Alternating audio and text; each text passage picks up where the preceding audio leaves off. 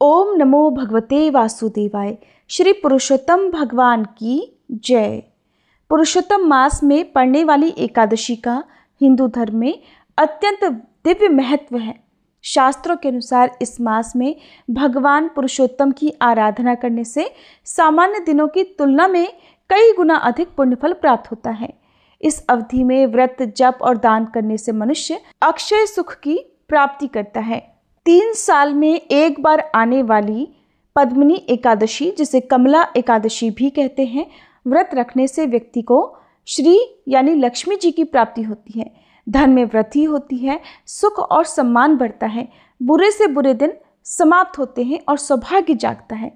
पद्म पुराण के अनुसार इस व्रत को रखने से वैकुंठ लोक की प्राप्ति होती है। और आज के इस पावन अवसर पर हम आपके लिए लेकर आए हैं पद्मिनी एकादशी की संपूर्ण व्रत कथा। साथ ही आप सुनेंगे भगवान पुरुषोत्तम से संबंधित अन्य कथाएं भी। जिस घर में प्रतिदिन शालिग्राम भगवान जी का पूजन या फिर विशेष अवसरों जैसे एकादशी या पूर्णिमा के दिन शालिग्राम भगवान जी का पूजन होता है, जहां श्रद्धा और भक्ति के साथ उनके नाम का स्मरण किया जाता है और जहां उनकी पवित्र कथा का श्रवण किया जाता है, वो स्थान साधारण नहीं रहता, वह स्वयं साक्षात वैकुंठ धाम के समान पवित्र बन जाता है और वहां भगवान विष्णु की कृपा निरंतर बनी रहती है। नकारात्मक शक्तियां दूर हो जाती हैं और घर में सुख, शांति तथा आध्यात्मिक आनंद का वास होने लगता है। तो प्रिय श्रोताओ, आज एकादशी की कथा सुनने से पहले सुनिए शालिग्राम भगवान जी की कथा। एक बार सदन नाम के एक संत थे, जिनका जन्म कसाई कुल में हुआ था। उन्होंने अपने कुल के व्यापार को अपनाया। अब वह कसाई बाड़े से मांस लाकर बेचा करते और खूब भजन करते थे। वो ऐसे ज्ञानी महात्मा थे कि बड़े बड़े संत उनसे सत्संग सुनने जाते थे। एक बार वो भगवान जगन्नाथ जी के दर्शन करने के लिए चले। पहले के समय में आजकल की तरह सवारियां या यातायात के साधन नहीं थे। पहले अक्सर लोग पैदल ही जाया करते थे, तो पैदल यात्रा करनी होती थी। अब एक बार वह गांव में भिक्षा मांगकर खाने के लिए गए। संतों में एक भगवतिक आकर्षण होता है। उनका रूप भले ही बिगड़ा हुआ दिखाई दे, उनके वस्त्र भले ही आकर्षक ना हो, सुंदर ना हो, लेकिन उनको देखते रहने और उनसे बात करने का अनायास ही मन करता है।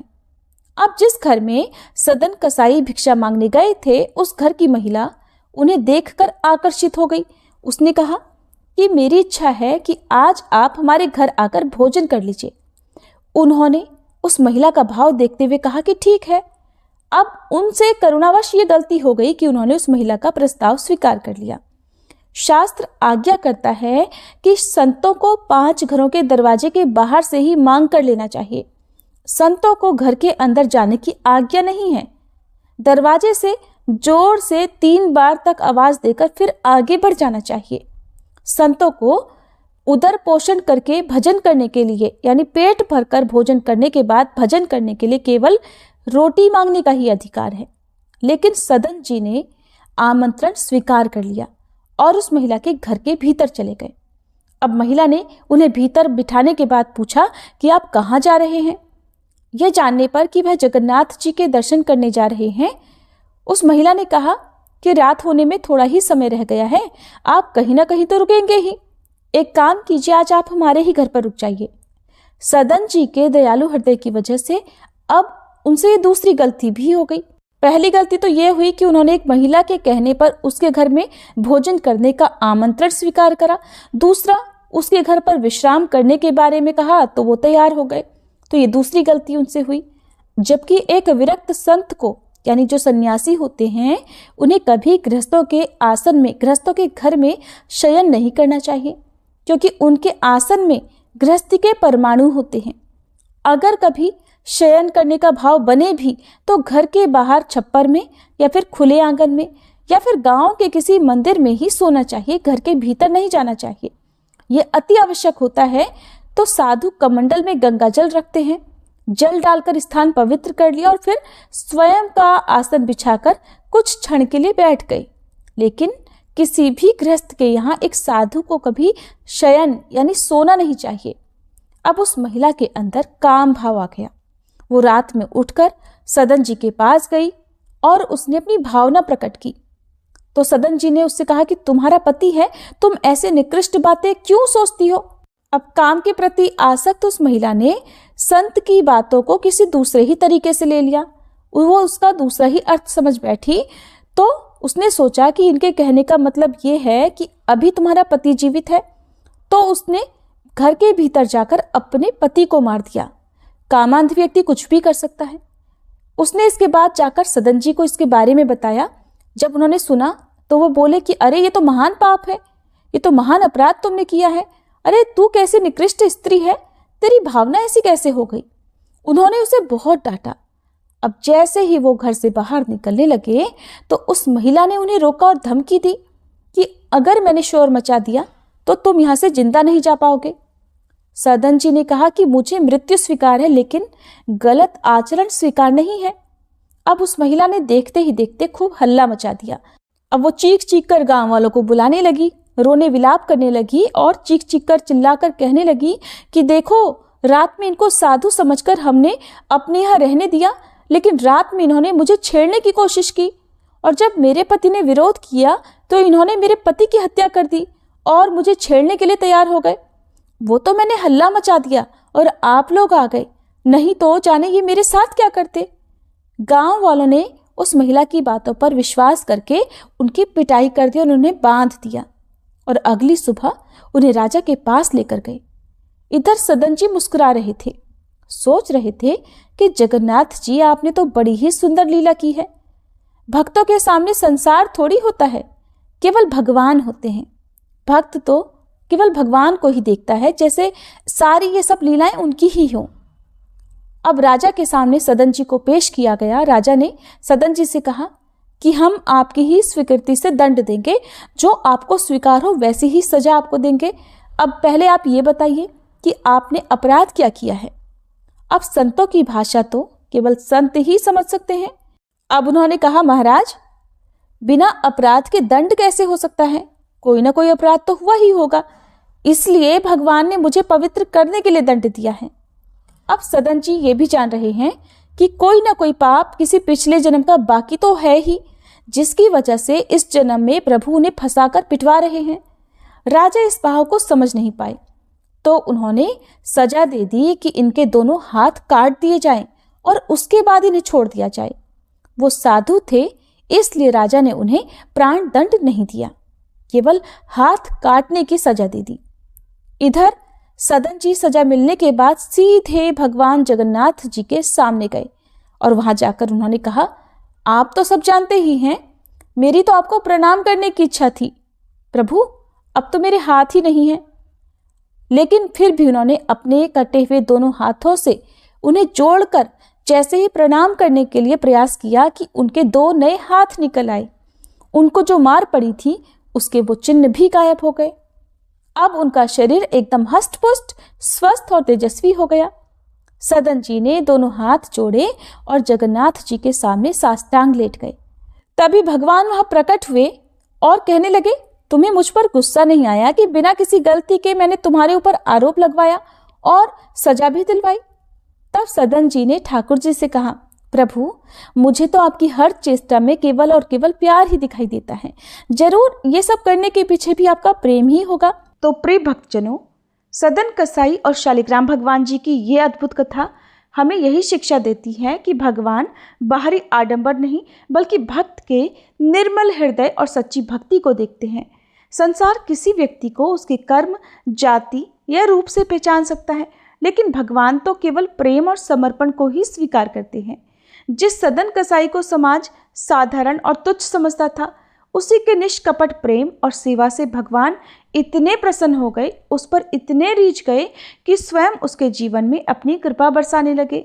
ये कथा हमें बताती है कि अगर मनुष्य सच्चे मन से भगवान श्री हरि का स्मरण करे, उनकी कथा सुने, नाम जपे और श्रद्धा से उनकी सेवा करे, तो उसका जीवन भी सदन कसाई भक्त की तरह पवित्र और सफल बन सकता है। आइए अब सुनते हैं पद्मिनी एकादशी की कथा। धर्मराज युधिष्ठिर ने भगवान श्री कृष्ण से कहा, हे भगवान, अब आप अधिक मास की शुक्ल पक्ष की एकादशी के विषय में बताइए। उसका नाम क्या है तथा व्रत की विधि क्या है? इसमें किस देवता की पूजा की जाती है और इसके व्रत से क्या फल मिलता है? तब श्री कृष्ण ने कहा, हे धर्मराज, अधिक मास की एकादशी अनेक पुण्यों को देने वाली है और उसका नाम पद्मिनी है। इस एकादशी के व्रत से मनुष्य विष्णु लोक को जाता है। ये अनेक पापों को नष्ट करने वाली तथा मुक्ति और भक्ति प्रदान करने वाली है। इसके फल और गुणों को ध्यान पूर्वक सुनो। दशमी के दिन व्रत शुरू करना चाहिए। एकादशी के दिन प्रातः नित्य क्रिया से निवृत्त होकर पुण्य क्षेत्र में स्नान करने चले जाना चाहिए। उस समय गोबर, मृत्तिका, तिल, कुश तथा आंवला की चूर्ण से विधि पूर्वक स्नान करना चाहिए। स्नान करने से पहले शरीर में मिट्टी लगाते हुए प्रार्थना करनी चाहिए, हे मृत्तिके, मैं आपको नमस्कार करता हूँ। आपके स्पर्श से मेरा शरीर पवित्र हो। समस्त औषधियों से पैदा हुई और पृथ्वी को पवित्र करने वाली आप मुझे शुद्ध करो। ब्रह्मा जी के थूक से पैदा होने वाली आप मेरे शरीर को छूकर मुझे पवित्र करो। हे शंख चक्र गदाधारी देवों के देव जगन्नाथ, आप मुझे स्नान के लिए आज्ञा दीजिए।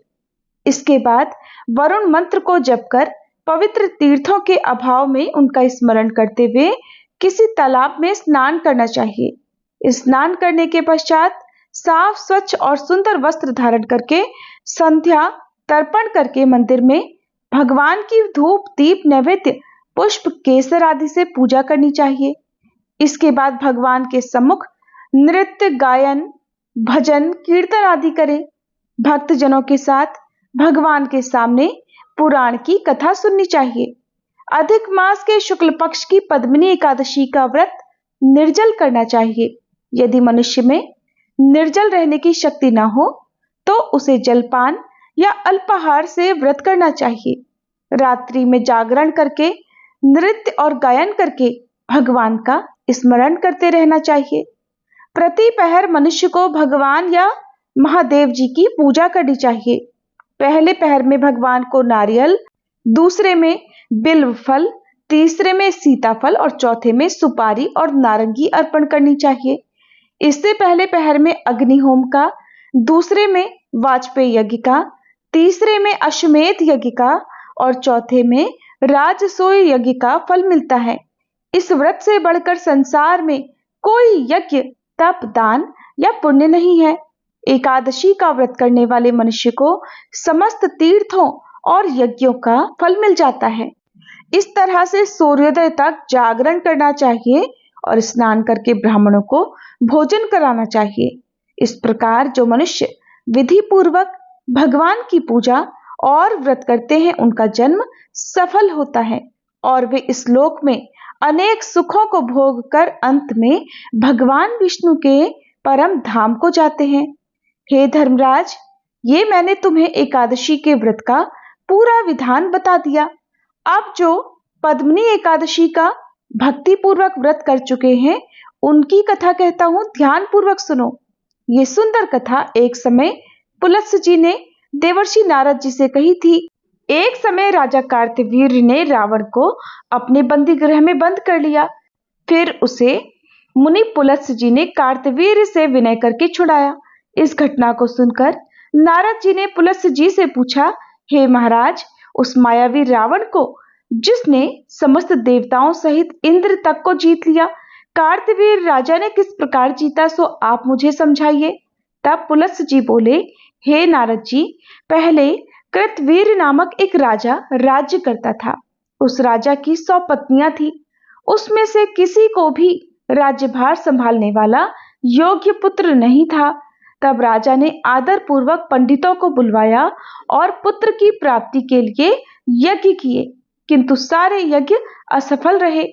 जिस प्रकार दुखी मनुष्य को भोग नीरस मालूम पड़ते हैं, उसी प्रकार उसे भी अपना राज्य बिना पुत्र के दुखमय प्रतीत होता था। अंत में वह तप के द्वारा ही सिद्धियों को प्राप्त जानकर तपस्या के लिए वन को चला गया। उसकी पत्नी भी वस्त्रालंकारों को त्याग कर अपने पति के साथ गंधमादन पर्वत पर चली गई। उस स्थान पर इन लोगों ने 10,000 वर्षों तक तपस्या की, किंतु सिद्धि प्राप्त नहीं हो सकी। राजा के शरीर में तपस्या करने से केवल हड्डियां मात्र रह गई थी। ये देखकर राजा की पत्नी प्रमदा ने विनय सहित महासती अनुसुईया जी से पूछा कि मेरे पतिदेव को तपस्या करते हुए 10,000 वर्ष बीत गए हैं, किंतु अभी तक भगवान प्रसन्न नहीं हुए हैं जिससे मुझे पुत्र प्राप्त हो। इसका क्या कारण है? इस पर देवी अनुसुईया बोली कि अधिक मास में, जो कि 36 महीने बाद आता है, उसमें 2 एकादशी होती हैं। इसमें शुक्ल पक्ष की एकादशी का नाम पद्मिनी और कृष्ण पक्ष की एकादशी का नाम परमा है। उसके व्रत और जागरण करने से भगवान तुम्हें अवश्य ही पुत्र देंगे। इसके पश्चात देवी अनुसुईया ने व्रत की संपूर्ण विधि बतलाई। रानी ने देवी अनुसुईया की बतलाई विधि के अनुसार एकादशी का व्रत और फिर रात्रि में जागरण किया। इससे भगवान विष्णु उस पर बहुत प्रसन्न हुए और वरदान मांगने के लिए कहा। तब रानी ने कहा कि प्रभु, आप ये वरदान मेरे पति को दीजिए। प्रमदा का वचन सुनकर भगवान विष्णु बोले, हे प्रमदे, मुझे अधिक मास बहुत प्रिय है और उसमें भी एकादशी तिथि मुझे सबसे अधिक प्रिय है। इस एकादशी का व्रत तथा रात्रि जागरण तुमने विधि पूर्वक किया है, इसलिए मैं तुम पर अत्यंत प्रसन्न हूं।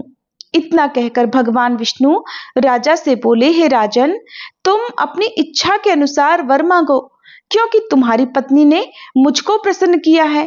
भगवान की मधुर वाणी सुनकर राजा बोला, हे भगवान, आप मुझे सबसे श्रेष्ठ, सबके द्वारा पूजित तथा आपके अतिरिक्त देव, दानव, मनुष्य आदि से अजय उत्तम पुत्र दीजिए। भगवान तथास्तु कहकर अंतर्ध्यान हो गए। उसके बाद वे दोनों अपने राज्य को वापस आ गए। उन्हीं के यहाँ कार्तवीर्य उत्पन्न हुए थे। वे भगवान के अतिरिक्त सबसे अजेय थे। इन्होंने रावण को जीत लिया था। ये सब पद्मिनी एकादशी के व्रत का प्रभाव था। इतना कहकर पुलत्स्य जी वहां से चले गए। भगवान श्री कृष्ण ने युधिष्ठिर महाराज से कहा, हे पांडुनंदन, ये मैंने अधिक मास के शुक्ल पक्ष की एकादशी का महात्म्य कहा है। जो मनुष्य इस व्रत को सच्ची श्रद्धा और निष्ठा से करता है, वह अवश्य ही विष्णु लोक को जाता है। प्रिय श्रोताओ, अब हम आपको पुरुषोत्तम मास की वो अद्भुत और पुण्यदायी कथा सुनाने जा रहे हैं, जिसका श्रद्धा और भक्ति के साथ श्रवण करने मात्र से मनुष्य को पुरुषोत्तम मास में की गई पूजा, जप, तप और दान के समान दिव्य फल प्राप्त होता है। तो मन को शांत करके भगवान का स्मरण करते हुए पूर्ण श्रद्धा के साथ इस पवित्र कथा का श्रवण कीजिए, क्योंकि कौन जानता है प्रभु की कृपा किस क्षण भक्त के जीवन को बदल दे। एक बार की बात है, हजारों ऋषि यज्ञ करने के लिए नैमिषारण्य नामक पवित्र स्थान पर एक साथ एकत्रित हुए।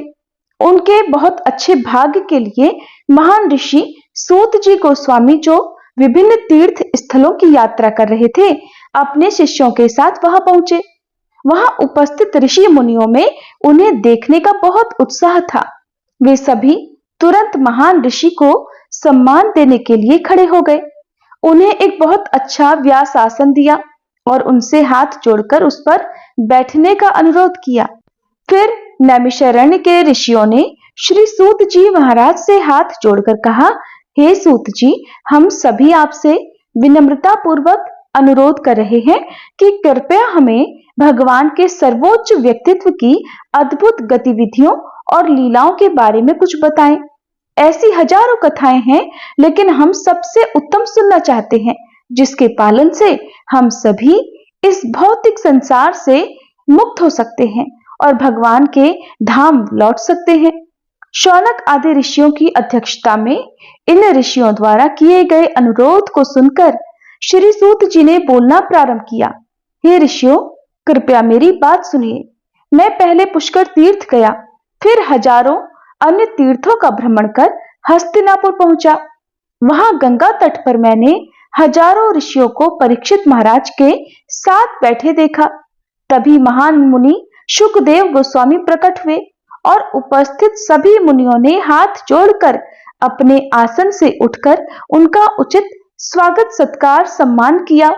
सभी ऋषियों ने सर्वसम्मति से शुकदेव जी को कमल व्यास आसन अर्पित किया, जो उस वक्ता के लिए था कि जो परीक्षित महाराज जी को कृष्ण कथा सुनाएगा। श्री सूत जी ने आगे कहा, हे ऋषियों, मैं अभी हस्तिनापुर से ही आया हूं, जहां मैंने सुखदेव जी के कमल मुख से संपूर्ण श्रीमद् भागवतम सुना है। इसलिए अब मैं आपको भगवान की सभी आकर्षक गतिविधियों और लीलाओं के बारे में बताऊंगा। एक बार बहुत पहले श्री नारद मुनि भगवान नारायण ऋषि के निवास बद्रिकाश्रम पहुंचे। उनके चरण कमलों से अलकनंदा नदी बह रही थी। देवर्षि नारद ने उन्हें प्रणाम किया और प्रार्थना की, हे देवताओं के भगवान, हे दया के सागर, हे सृष्टि के स्वामी, आप सभी सच्चे हैं, सभी सत्यों के सार हैं और इसलिए मैं आपको प्रणाम कर रहा हूं। हे प्रभु, इस भौतिक संसार में सभी जीव इंद्रिय तृप्ति में व्यस्त हैं। वे सब जीवन के अंतिम लक्ष्य को भूल चुके हैं। इसलिए कृपया कुछ ऐसा समझाएं जो मेरे जैसे सन्यासी क्रम में गृहस्थों और ऋषियों दोनों के लिए सहायक हो। कुछ ऐसा जो हमें आत्म साक्षात्कार प्राप्त करने और वापस भगवत की ओर लौटने में मदद करे। नारद जी के मधुर वचनों को सुनकर भगवान नारायण मुस्कुराए। उन्होंने कहा, हे नारद, कृपया परम पुरुषोत्तम भगवान श्री कृष्ण की परम पवित्र लीलाओं के बारे में कथन सुने, क्योंकि वे सभी पाप पूर्ण प्रतिक्रिया को कम कर देंगे। नारद जी, आप तो पहले से ही सर्वोच्च भगवान की सभी गतिविधियों के बारे में जानते हैं, लेकिन दूसरों के लाभ के लिए लोकहित की कामना से आप मुझसे फिर से पूछ रहे हैं। तो अब मैं आपको पवित्र पुरुषोत्तम महीने की महिमा के बारे में बताऊंगा, जो न केवल सभी भौतिक सुखों को प्रदान करने के लिए पूरी तरह से शक्तिशाली है, बल्कि जीवन के अंत में भगवान के धाम लौटने के योग्य भी है। नारद जी ने पूछा, हे भगवान, मैंने कार्तिक, चैत्र आदि सहित सभी महीनों की महिमा सुनी है, लेकिन वह पुरुषोत्तम महीना कौन सा है? दया के सागर, कृपया मुझे इस पावन महीने के बारे में बतलाइए। इस महीने की महिमा का उपाय क्या है? इस महीने में क्या करना चाहिए, कैसे करना चाहिए, कैसे स्नान करना चाहिए, दान क्या देना चाहिए आदि। मुझे क्या जप करना चाहिए, मुझे किसकी पूजा करनी चाहिए? कृपया आप मुझे इस विषय में सब कुछ विस्तार से बताइए। तब श्री सूत जी ने कहा, हे ऋषियों, नारद जी से इन सभी प्रश्नों को सुनकर भगवान नारायण अपने चंद्रमा के समान कमल मुख से बोलने लगे, देवर्षि, अब मैं आपको कुछ ऐसा बताने जा रहा हूं जो बहुत पहले भगवान श्री कृष्ण ने महाराज युधिष्ठिर को समझाया था। एक बार धर्मराज युधिष्ठिर ने एक जुए में अपना सब कुछ खो दिया, उनका साम्राज्य, उनका महल और यहाँ तक कि उनकी पवित्र पत्नी द्रौपदी भी वे हार गए। उस समय दुशासन ने द्रौपदी का अपमान पूरी राजसभा के सामने किया था, लेकिन जब दुशासन ने द्रौपदी का चीर हरण करने का प्रयास किया, उस समय भगवान ने उनका चीर बढ़ाकर उन्हें इस परिस्थिति से बचा लिया, उनकी रक्षा की। इस घटना के बाद युधिष्ठिर महाराज अपने भाइयों और पत्नी के साथ अपना राज्य छोड़कर कामायत वन में रहने लगे। एक बार देवकी के पुत्र श्री कृष्ण उस वन में पांडवों के पास गए। द्रौपदी सहित सभी पांडव अपने भगवान को देखकर बड़े प्रसन्न हुए। श्री कृष्ण के दर्शन मात्र से ही उन सभी में एक नई ऊर्जा का संचार हुआ। पांडवों की दयनीय स्थिति को देखकर भगवान बड़े परेशान हुए और साथ ही वे दुर्योधन पर क्रोधित भी हो गए। ऐसा प्रतीत हुआ मानो भगवान पूरे ब्रह्मांड को नष्ट करने जा रहे हैं, और इसलिए पांडव भयभीत हो गए और सभी विनम्र भाव से भगवान से प्रार्थना करने लगे। अर्जुन की विनम्र प्रार्थना सुनकर भगवान ने स्वयं की रचना की और कहा, हे अर्जुन, आप सभी से बहुत प्रसन्न होकर और मेरे प्रति आपकी भक्ति और मित्रता के भाव से प्रसन्न होकर अब मैं आपको पुरुषोत्तम मास की अद्भुत महिमा के बारे में बताऊंगा। हे अर्जुन, एक बार की बात है, सूर्य और चंद्रमास के दौरान इस संसार में एक अतिरिक्त महीना आया। हर एक ने इस महीने को अशुभ माना और यहाँ तक कि इसे मल जैसे महीने के रूप में भी देखा। जिस प्रकार मल को नहीं छूना चाहिए, उसी प्रकार इस मास को भी अछूत माना गया। यह लगातार असुरक्षित और निंदित किया गया था और किसी भी धार्मिक और शुभ गतिविधियों के लिए एक अनुचित समय के रूप में सभी देवी देवताओं द्वारा अस्वीकार कर दिया गया था। सभी देवी देवताओं द्वारा इस प्रकार ठुकराए जाने के कारण और लगातार केवल अपशब्दों और निंदा सुनने से यह अतिरिक्त महीना बहुत दुखी हो गया। वह भगवान को अपनी दुखद स्थिति समझाने के लिए वैकुंठ में आया। भगवान विष्णु को उनके सिंहासन पर देखकर वह दुख और शोक के भाव से उनके चरण कमलों में गिर पड़ा। उसकी आंखों से अश्रुधारा बह रही थी। वह भगवान से प्रार्थना करने लगा, हे दया के सागर, मैं आपके पास लाचार आया हूँ। मुझे संसार के सभी लोगों द्वारा अस्वीकार कर दिया गया है। मेरी भरपूर निंदा की गई है। कृपया मेरी रक्षा कीजिए। कृपया मुझ पर अपनी दया दिखाइए प्रभु। कृपया आप मेरे प्रति उदासीन न होइए। ऐसा कहते हुए अतिरिक्त मास भगवान विष्णु के चरणों में बैठा रोता रहा और उदास मन से उनके सामने बैठ गया। अतिरिक्त महीने की विनम्र और दयनीय स्थिति को देखकर भगवान विष्णु उसके प्रति बहुत दयालु हो गए। उन्होंने उससे कहा कि विलाप मत करो, मैं तुम्हें तुम्हारे सभी दुखों से मुक्त कर दूंगा। कृपया रोना बंद करो। मेरे चरण कमलों में शरण लेकर विलाप करना उचित नहीं है। भगवान के इतनी सांत्वना देने के बाद वह अतिरिक्त महीना अब प्रसन्न हो गया और बोला, हे प्रभु, आप मेरी दर्दनाक स्थिति के बारे में सब कुछ जानते हैं। इन तीनों लोकों में मुझसे अधिक दयनीय अवस्था में कोई नहीं है। सबसे पहले अन्य सभी महीनों, वर्षा, दिनों, रातों, दिशाओं आदि की रक्षा आपके द्वारा की जा रही है और इसीलिए वे हमेशा अपने अद्वितीय आकर्षक अवस्था में निडर होकर आगे बढ़ रहे हैं। और इन सभी मासों का कोई ना कोई स्वामी है, किंतु मेरा स्वामी कोई नहीं है। सभी देवताओं और मनुष्य तक ने मुझे किसी भी शुभ कार्य के लिए अस्वीकार कर दिया है। इस कारण से हे प्रभु, मैं अभी इसी क्षण अपने प्राण त्यागना चाहता हूँ। ऐसा कहकर वह अतिरिक्त मास भगवान के चरणों में गिरकर एक बार फिर से विलाप करने लगा और मूर्छित हो गया। तब भगवान विष्णु के अनुरोध करने पर गरुड़ जी ने अपने पंखों से उसके ऊपर हवा करना शुरू किया। कुछ समय के बाद उसकी मूर्छा दूर हुई और वह बोलने लगा, हे ब्रह्मांड के स्वामी, मुझे आपकी शरण की आवश्यकता है, इसलिए कृपया आप मेरी रक्षा करें। तब भगवान विष्णु ने उस अतिरिक्त महीने से कहा, हे बालक, हे वत्स, अब कृपया विलाप मत करो। आपकी सभी दयनीय स्थितियां अब बहुत जल्दी समाप्त हो जाएंगी। उठो और मेरे साथ गोलोक वृंदावन आओ, जो महान योगियों द्वारा भी अप्राप्य है। गोलोक भगवान श्री कृष्ण का वास है। यहाँ भगवान श्री कृष्ण अपने दो हाथ के रूप में हैं, जो गोपियों से घिरे हुए हैं और उनकी शाश्वत लीलाओं का आनंद भोग रहे हैं। गोलोक के सर्वोच्च श्री कृष्ण आपको आपके सभी दुखों से मुक्ति दिलाएंगे। कृपया मेरे साथ आइए। इस प्रकार कहते हुए भगवान विष्णु ने हाथ से अतिरिक्त अर्थात मलमास को गोलोक में ले लिया। दूर स्थान से भगवान विष्णु और अतिरिक्त मास ने गोलोक के तेज को देखा। इस आश्चर्यजनक और दिव्य तेज ने मलमास को अपनी आंखें बंद करने के लिए विवश कर दिया। इसलिए भगवान विष्णु स्वयं आगे होकर अतिरिक्त मास को अपने पीछे रखते हुए गोलोक के मुख्य द्वार तक आगे बढ़ते गए। वहां द्वारपाल ने उन्हें प्रणाम किया। परम धाम में पहुंचने के बाद भगवान श्री कृष्ण से मिले, जो कई समर्पित गोपियों से घिरे हुए थे। श्री कृष्ण ने जब भगवान श्री विष्णु के पीछे खड़े मलमास को देखा, जो अभी तक अश्रुधारा बहा रहा था, ये देखकर पूछा कि ये क्यों रो रहा है? ये तो गोलोक वृंदावन में है, फिर क्यों रो रहा है? तब भगवान श्री कृष्ण के वचन सुनकर भगवान विष्णु अपने आसन से उठे और अतिरिक्त मास की सारी दयनीय स्थिति समझाने लगे। उन्होंने उनसे इस असुरक्षित मास की रक्षा करने के लिए भी कहा। भगवान कृष्ण आपके अलावा यहाँ कोई नहीं है जो इस अतिरिक्त महीने को उसकी नारकीय स्थिति से बचा सके और उसे पूरी सुरक्षा दे सके। श्री सूत जी महाराज ने ऋषियों के सम्मुख अपना वक्तव्य जारी रखा।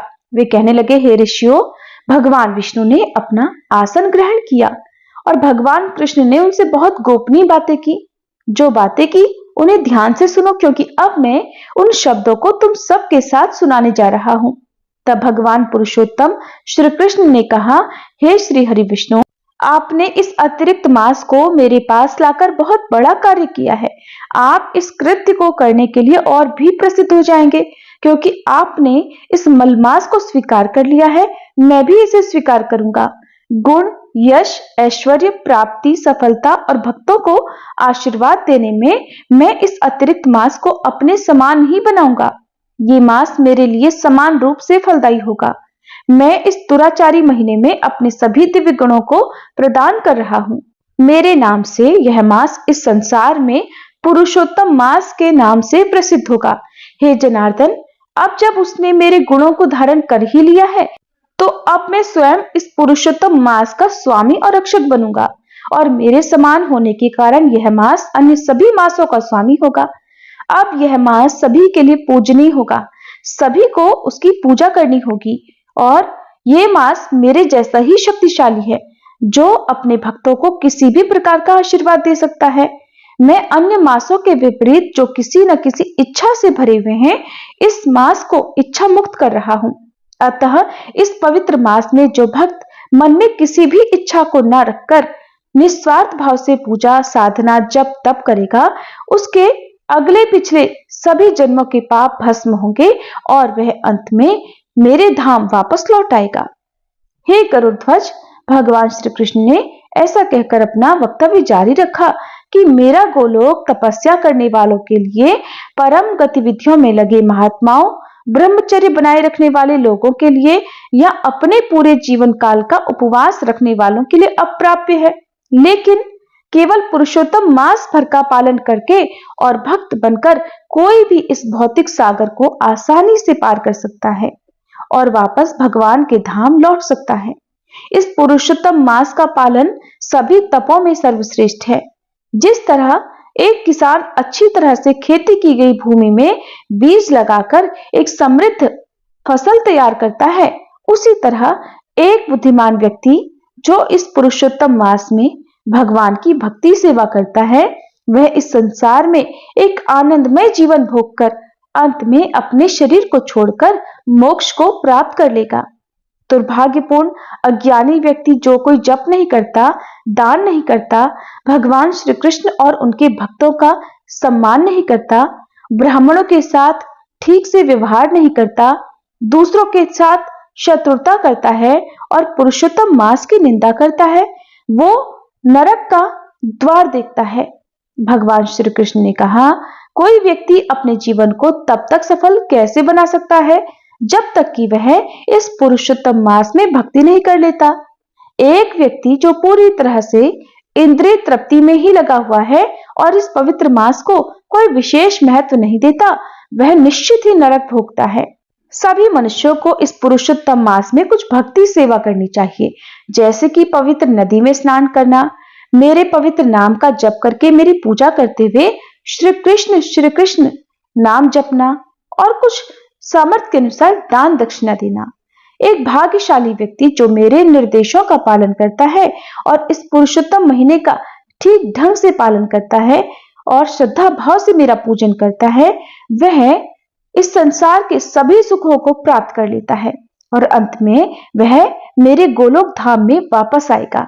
मेरे निर्देशों का पालन करते हुए सभी को पुरुषोत्तम मास की पूजा करनी चाहिए, क्योंकि मैंने इसे अन्य सभी मासों में सर्वश्रेष्ठ बनाया है। ये थी पुरुषोत्तम मास की महिमा। सभी प्रेम से बोलिए, श्री पुरुषोत्तम भगवान की जय।